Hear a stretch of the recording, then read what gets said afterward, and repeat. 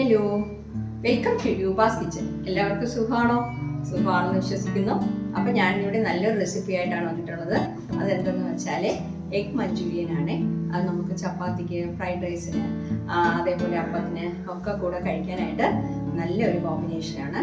അപ്പോൾ സാധാരണ നമ്മൾ എഗ് മഞ്ചൂരിയൻ ഹോട്ടലിൽ ഓർഡർ ചെയ്താണ് വാങ്ങുന്നത് അല്ലേ, മാക്സിമം നമ്മൾ വീട്ടിലുണ്ടാക്കാറില്ല. അപ്പോൾ എല്ലാവരും ഒന്ന് ട്രൈ ചെയ്ത് നോക്കണം. വലിയ ബുദ്ധിമുട്ടൊന്നുമില്ല, പെട്ടെന്ന് തന്നെ നമുക്ക് റെഡിയാക്കി എടുക്കാൻ പറ്റും. പക്ഷെ ആദ്യം മുട്ട സ്റ്റീം ചെയ്യണം.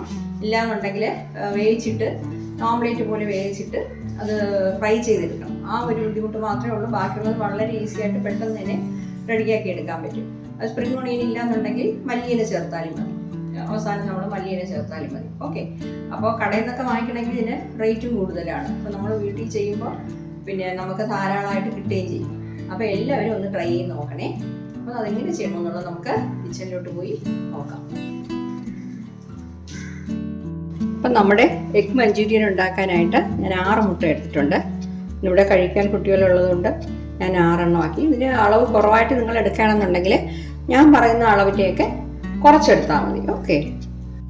അപ്പോൾ നമുക്ക് ഈ മുട്ട ഇതിൽ പൊട്ടിച്ചൊഴിക്കാം.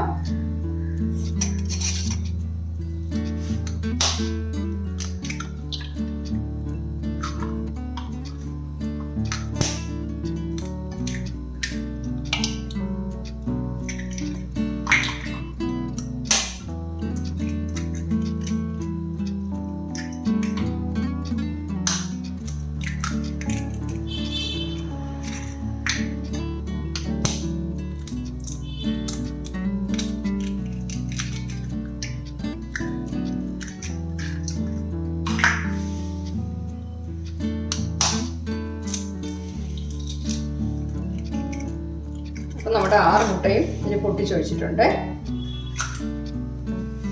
ഓക്കെ. ഇനിയിപ്പോൾ ഇതിൽ നമ്മൾ ശകലം ഉപ്പ് കൂടി ഇട്ട് കൊടുക്കാം. കുറച്ച് മതി. ഒരു 1/4 ടീസ്പൂൺ ഉപ്പ് പൊടി. പിന്നെ വന്നിട്ട് കുരുമുളക് പൊടി ഒരു 1/2 ടീസ്പൂൺ കുരുമുളക് പൊടി ഇട്ട് കൊടുക്കാം. ഞാനിപ്പോൾ 6 മുട്ടയുടെ അളവാണ് എല്ലാം പറയുന്നത്. ഒരു 1/2 ടീസ്പൂൺ കുരുമുളക് പൊടി. എന്നിട്ട് നല്ല രീതിയിൽ ഇതൊന്ന് ബീറ്റ് ചെയ്യണം. അപ്പം ഞാനൊരു വിസ്ക് എടുത്തിട്ടുണ്ട്. വിസ്ക് ഇല്ലെങ്കിൽ സ്പൂണോ ഫോർക്കോ ഏതുകൊണ്ടായാലും കുഴപ്പമില്ല. ബീറ്റർ കൊണ്ടാണെങ്കിൽ ഇച്ചിരി കൂടെ നല്ലതായിരിക്കും. ഞാനിപ്പോൾ ബീറ്റർ എടുക്കാൻ മടിച്ചു. അപ്പോൾ ഇപ്പോൾ വന്നിട്ട് നമുക്ക് ഈ വിസ്ക് വെച്ചിട്ട് നല്ല രീതിയിൽ മിക്സ് ചെയ്യണം, ബീറ്റ് ചെയ്യണം. നല്ല പതഞ്ഞ് വരണം നമ്മുടെ എഗ്ഗ്. അപ്പം കണ്ടോ, ഞാൻ എഗ്ഗ് നല്ല രീതിയിൽ പതപ്പിച്ച് ബീറ്റ് ചെയ്ത് വെച്ചിട്ടുണ്ട്. കുറച്ച് നേരം മെനക്കെട്ട് നല്ല രീതിയിൽ ബീറ്റ് ചെയ്യണം കേട്ടോ. എങ്കിലും നമ്മുടെ ആ എഗ്ഗ് അതിൽ വേവിക്കുമ്പോൾ പൊങ്ങി വരത്തുള്ളൂ. ഞാനിപ്പോഴിതാ ഒരു പാൻ എടുത്തിട്ടുണ്ട്. ഗ്യാസ് ഓൺ ചെയ്യണേ. ഇതൊന്ന് ചൂടാകണം. ഒരു 2-3 തുള്ളി, ഒരു 1/2 ടീസ്പൂൺ ആയാലും മതി. നോൺ സ്റ്റിക്ക് പാൻ ആണല്ലോ, അതുകൊണ്ട് നമുക്ക് ഓയിൽ ഒഴിച്ചു കൊടുക്കാം. ഈ ഓയിൽ ഒന്ന് ചൂടാകട്ടെ.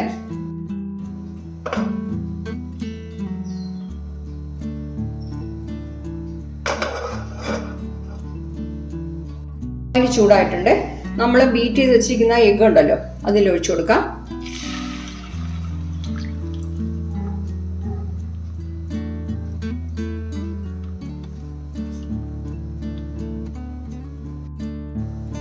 എന്നിട്ട് ഫ്ലെയിം കുറച്ച് വെക്കണം. കുറച്ച് വെച്ചിട്ട് മൂടി വയ്ക്കാം.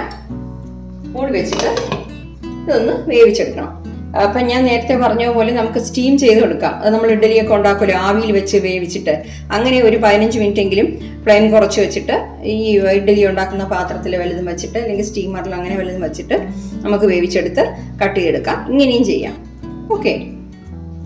അപ്പം ഇത് നമുക്ക് ലോ ഫ്ലെയിമിൽ വെച്ചിട്ട് ഒന്ന് വേവിച്ചെടുക്കാം. വേകുമ്പോൾ നമുക്ക് കണ്ടാൽ തന്നെ അറിയാൻ പറ്റും.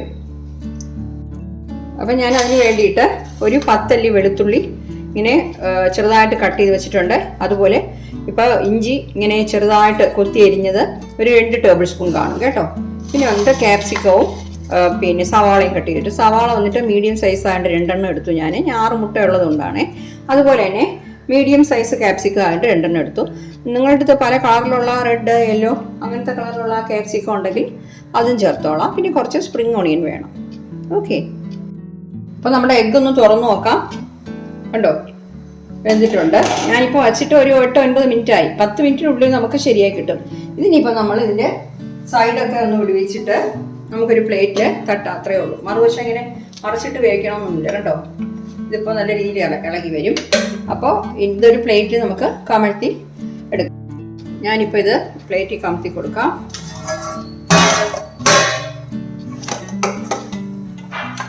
കണ്ടു, നല്ല രീതിയിൽ വെന്തിട്ടുണ്ട്.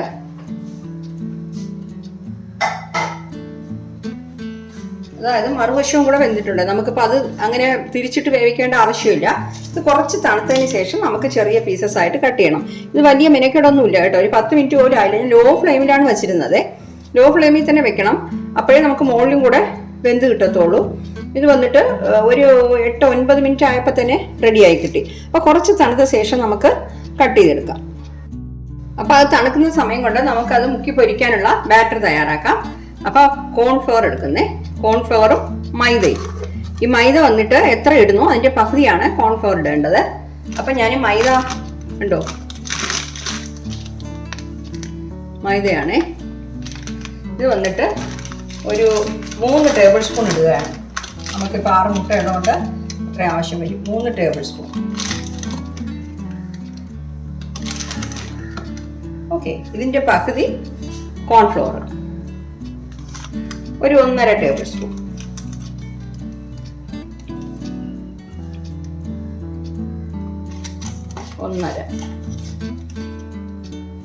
ഓക്കെ, അപ്പം മാവിട്ട് കഴിഞ്ഞു. ഇനിയിപ്പോൾ ഇതിൽ ശകല മുളക് പൊടി ചേർത്ത് കൊടുക്കാം. ശകലം എന്ന് വെച്ചാൽ ഒരു 1/2 ടീസ്പൂൺ പോലും വേണ്ട. എന്നിട്ട് 1/2 ടീസ്പൂൺ ചേർക്കാൻ ഇതാ ഇത്രയും മുളക് പൊടി ചേർത്തിട്ടുണ്ട്. എന്നിട്ട് ഇത് കുറച്ച് വെള്ളം ഒഴിച്ചിട്ട് നല്ല രീതിയിൽ കുഴയ്ക്കണം. ഒരു നുള്ളി ഉപ്പിട്ട് കൊടുക്കാം. നമ്മൾ മുട്ടയിൽ ഉപ്പ് ഇട്ടിട്ടുണ്ട്, അതുകൊണ്ട് ഇതിൻ്റെ ഉപ്പിൻ്റെ ആവശ്യമില്ല. എന്നാലും ഇതാ ഒരു 2 പിഞ്ച് ഞാൻ ഇട്ട് കൊടുക്കുന്നു. എന്നിട്ട് കുറച്ച് വെള്ളം ഒഴിച്ച് കുഴച്ചെടുക്കണം.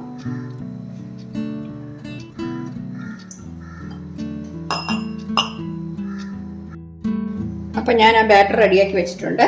ആ സമയം കൊണ്ട് നമ്മുടെ എഗ്ഗ് തണുത്തിട്ടുണ്ട്. ഓക്കെ, ഇനിയിപ്പോൾ ഇത് നമ്മൾ കട്ട് ചെയ്തെടുക്കണം ചെറിയ പീസസ് ആക്കിയിട്ട്.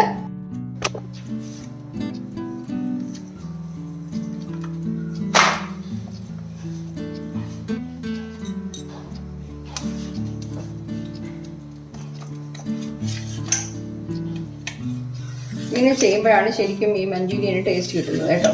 അല്ലാതെ വേറെ രീതിയിലും ചെയ്യാം. ഇപ്പം എഗ്ഗ് സ്റ്റീം ചെയ്തെടുക്കാതെ, അതായത് വേവിച്ചെടുക്കാതെ നമുക്ക് സ്ക്രാബിൾ ചെയ്തിട്ട് അങ്ങനെയും ചെയ്യാം. അത് ഇനി ഒരു ദിവസം നമുക്ക് വീഡിയോ ഇടാം. അത് പെട്ടെന്നാവും. പക്ഷേ ഇങ്ങനത്തെ ഒരു ജോലി മാത്രം കുറവുണ്ട്. പക്ഷേ ഇതാണ് ടേസ്റ്റ് കൂടുതലായിട്ട് കിട്ടുന്നത്.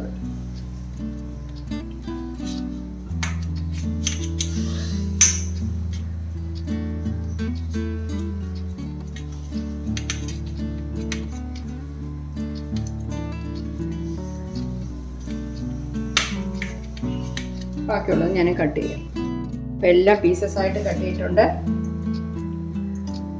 നല്ല രീതിയിൽ നമുക്ക് ഷേപ്പായിട്ട് കട്ട് ചെയ്യാൻ പറ്റിയിട്ടുണ്ട്. വെച്ചാൽ നല്ല രീതിയിൽ നമ്മൾ എഗ്ഗ് ബീറ്റ് ചെയ്തെടുത്തു. അത് കാരണം നമുക്ക് പെട്ടെന്ന് നല്ല രീതിയിൽ വെന്തും കിട്ടി. അതുപോലെ തന്നെ കട്ട് ചെയ്യാനും ഈസി ആയിട്ടുണ്ട്. അപ്പോൾ എല്ലാം ഞാൻ ഇതുപോലെ അടർത്തിയിടാം. കണ്ടോ, ഞാനിതെല്ലാം ഇതുപോലെ ആക്കി വെച്ചിട്ട് ഇനി നമുക്കിത് ഫ്രൈ ചെയ്തെടുക്കണം. ഞാൻ പാൻ ചൂടാക്കാൻ വെച്ചിട്ടുണ്ട്. ഇനി നമുക്ക് ഗോൾഡ് വിന്നർ ഓയിൽ ഒഴിച്ചു കൊടുക്കാം. അതായത് പിന്നെ നമ്മുടെ റീഫൈൻഡ് ഓയിലാണ് ഇതിന് നല്ലത് കേട്ടോ. ചൈനീസ് ഡിഷിനെല്ലാം നമ്മൾ ഈ റീഫൈൻഡ് ഓയിൽ ചേർക്കുന്നതാണ് നല്ലത്. ഇവിടെ വെളിച്ചെണ്ണ ചേർത്താൽ അതിൻ്റെ ഒരു മണം വരും. ഓക്കെ, ഓയിലൊന്ന് ചൂടാകട്ടെ. കേട്ടോ, ഞാൻ ഉപയോഗിക്കുന്നത് ഇതാ ഈ എണ്ണയാണ്. ഞാൻ ഓയിൽ ചൂടായോ നോക്കി, ചൂടായിട്ടുണ്ട്. ഇനിയിപ്പോൾ നമ്മൾ ഇതിൽ നിന്ന് എഗ്ഗിൻ്റെ പീസസ് എടുത്ത് ഈ ബാറ്ററിലൊന്ന് ഡിപ്പ് ചെയ്തിട്ട് ഇതിലിട്ട് കൊടുക്കണം.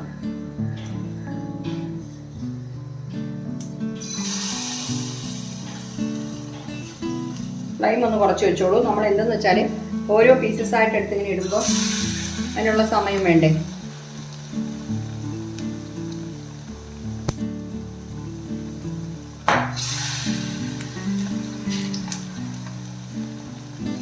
ഇതുപോലെ തന്നെ ഞാൻ കുറച്ചുകൂടെ ഇട്ട് കൊടുക്കാം. അപ്പോൾ നമുക്കിത് പെട്ടെന്ന് തന്നെ വെന്ത് കിട്ടും. നമ്മൾ വേവിച്ച മുട്ടയാണ് ഇടുന്നത്. അപ്പോൾ ഈ മാവ് മാത്രം വെന്ത് കിട്ടിയാൽ മതി.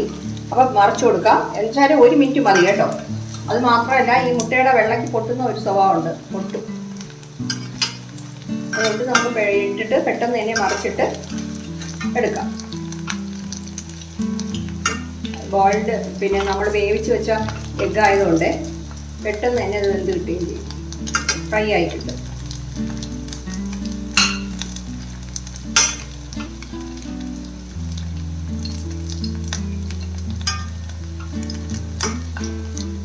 അപ്പോൾ നമ്മുടെ പുറത്തുള്ള മാവ് മാത്രം വെന്ത് കിട്ടിയാൽ മതിയല്ലോ. അപ്പോൾ നമുക്കിത് എണ്ണയിൽ നിന്ന് മാറ്റാം.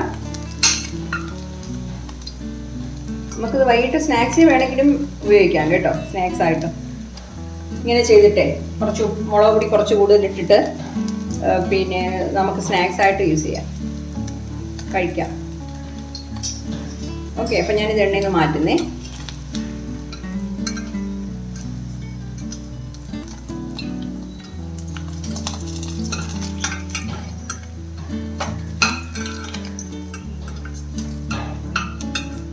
നമുക്ക് വേണമെങ്കിൽ ഇതിൽ ശകലം മഞ്ഞൾപ്പൊടിയും കൂടെ ചേർക്കാം. അപ്പോൾ ആ മഞ്ഞ നിറം ഒന്ന് കിട്ടും.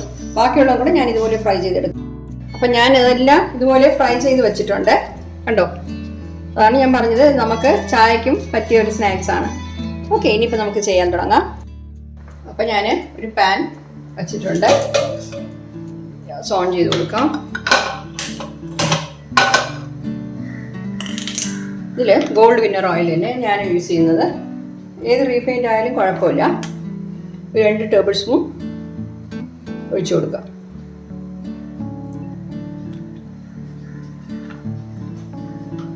ഓയിലൊന്ന് ചൂടാകട്ടെ. അപ്പം നമ്മുടെ ഓയിൽ ചൂടായിട്ടുണ്ട്. ഞാൻ ഹൈ ഫ്ലെയിമിൽ വെച്ചിരിക്കുകയാണ്. ഇനിയിപ്പോൾ നമുക്കിതിൽ വെളുത്തുള്ളി ഞാൻ കട്ട് ചെയ്ത് വെച്ചിരുന്നല്ലോ, ഗാർലിക്, അതിട്ട് കൊടുക്കാം.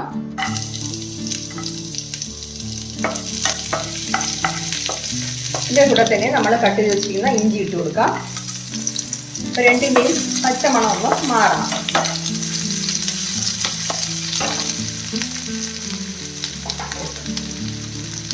ഇനിയിപ്പോൾ ഹൈ ഫ്ലെയിമിൽ വെച്ചിട്ടാണ് ചെയ്യേണ്ടത്. ചൈനീസ് റെസിപ്പീസൊക്കെ അങ്ങനെയാണ്. ഹൈ ഫ്ലെയിമിൽ വെച്ചിട്ട് വളരെ പെട്ടെന്ന് തന്നെ കുക്ക് ചെയ്യും. പിന്നെ നമ്മൾ അത് ഫ്രൈ ചെയ്യാനുള്ള ടൈം മാത്രമേ നമുക്ക് ആയിട്ടുള്ളൂ.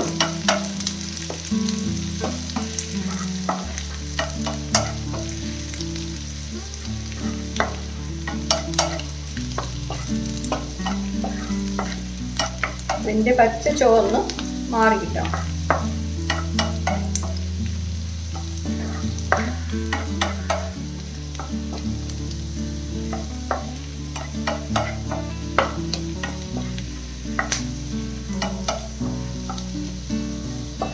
നമ്മുടെ ഗാർലിക്കൊക്കെ ചുമന്നിട്ടുണ്ട്.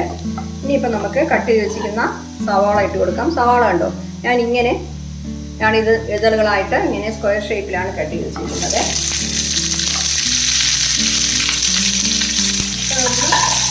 ഗ്ലാസ് ഒരു കണ്ണാടി പരുവത്തിലാവുമ്പോൾ അത് നമുക്ക് ക്യാപ്സിക്കം ഇട്ട് കൊടുക്കാം. ശരിക്കും വഴറ്റേണ്ട ആവശ്യമില്ല.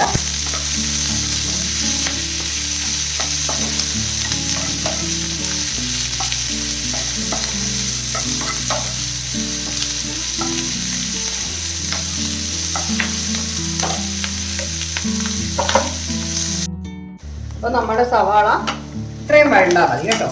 കൂടുതലായിട്ട് കളർ മാറ്റി വഴറ്റണ്ട. അത് കഴിഞ്ഞ് നമ്മൾ ക്യാപ്സിക്കം ഇട്ട് കൊടുക്കുകയാണ്.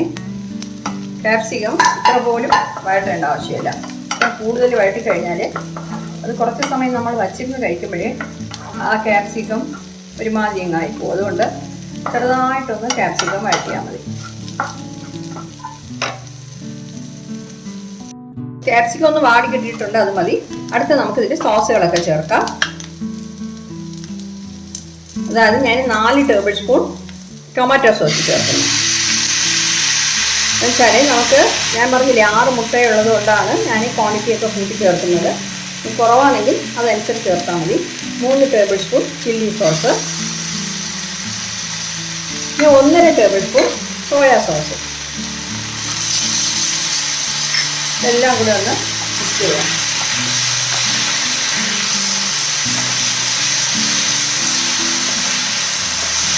കുറച്ച് ഗ്രേവി ആയിട്ട് വേണമെന്നുണ്ടെങ്കിൽ അതിന് വെള്ളം ചേർത്തോളാം.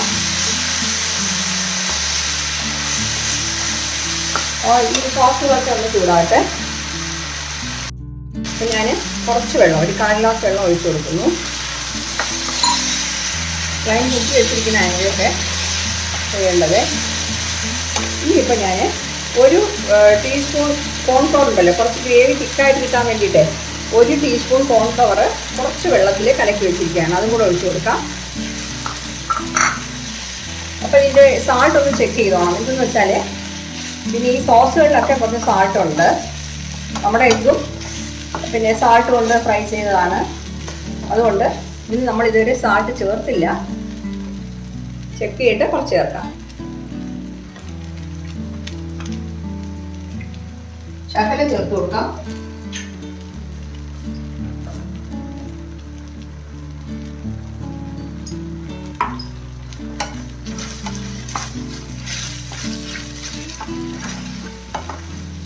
ഓക്കെ, ഇനിയിപ്പോൾ ഇതിൽ നമ്മൾ ഫ്രൈ ചെയ്ത് വെച്ചിരിക്കുന്ന എഗ് ഇട്ട് കൊടുക്കാം.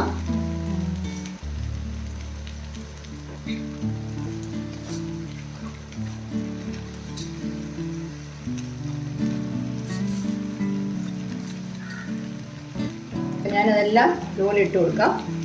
ഇപ്പം ഞാനതെല്ലാം ഇട്ടു. എഗ്ഗ് ഫ്രൈ ചെയ്ത് വെച്ചിരുന്നൊക്കെ ഇട്ടു. ഇനിയിപ്പോൾ എല്ലാ ഇടത്തും ഈ സോസ് പുരളുന്ന രീതിയിൽ നമ്മളൊന്ന് മിക്സ് ചെയ്ത് കൊടുക്കാം കേട്ടോ. അപ്പം ഞാൻ എല്ലാം മിക്സ് ചെയ്തിട്ടുണ്ട്. എനിക്ക് കുറച്ചുകൂടെ ഗ്രേവി വേണമെന്ന് തോന്നുകയാണെങ്കിൽ ശകലം കോൺഫ്ലവർ കൂടെ, ഒരു 1/2 ടീസ്പൂൺ കോൺഫ്ലവർ കൂടെ വെള്ളത്തിൽ കലക്കി ചേർത്ത് തിളപ്പിച്ചെടുക്കാം. ഓക്കെ, അപ്പം നമുക്ക് റെഡി ആയിട്ടുണ്ട്. ശകലം സ്പ്രിംഗ് ഓണിയൻ ചേർത്ത് കൊടുക്കാം. സ്പ്രിംഗ് ഓണിയൻ ഉണ്ടെങ്കിൽ ചേർത്താൽ മതി, ഇല്ലാന്നുണ്ടെങ്കിൽ മല്ലിയിലയും ചേർക്കാവുന്നതാണ്. ഓക്കെ, അപ്പോൾ റെഡിയായി. നമ്മുടെ ഫ്ലെയിം ഒന്ന് ഓഫ് ചെയ്യാം. കുറച്ച് നമുക്ക് ഗ്രേവി ആയിട്ട് വേണമല്ലോ, തീരെ പിന്നെ ഡ്രൈ ആയിട്ടല്ലല്ലോ വേണ്ടത്, നമുക്ക് ചപ്പാത്തിയുടെ കൂടെയൊക്കെ കഴിക്കാനൊക്കെ. അപ്പം കണ്ടോ, നമ്മുടെ എഗ് മഞ്ചൂരിയൻ സൂപ്പറായിട്ട് കിട്ടിയിട്ടുണ്ട്. എല്ലാവരും ഒന്ന് ട്രൈ ചെയ്ത് നോക്കണം കേട്ടോ. നല്ല ടേസ്റ്റ് ആയിരിക്കും. അപ്പത്തിൻ്റെ കൂടെ, അതുപോലെ ഫ്രൈഡ് റൈസിൻ്റെ കൂടെ, പിന്നെ ദോശയുടെ കൂടെ, നമുക്ക് ചപ്പാത്തിയുടെ കൂടെ ഒക്കെ കഴിക്കാൻ നല്ലൊരു കോമ്പിനേഷനാണ്. അപ്പോൾ ഇടയ്ക്കിടയ്ക്ക് നമ്മൾ ഇതുപോലെ ചെയ്ത് കൊടുക്കുമ്പോൾ എല്ലാവരും ഇഷ്ടപ്പെട്ട് കഴിച്ചോളും. Okay, thank you.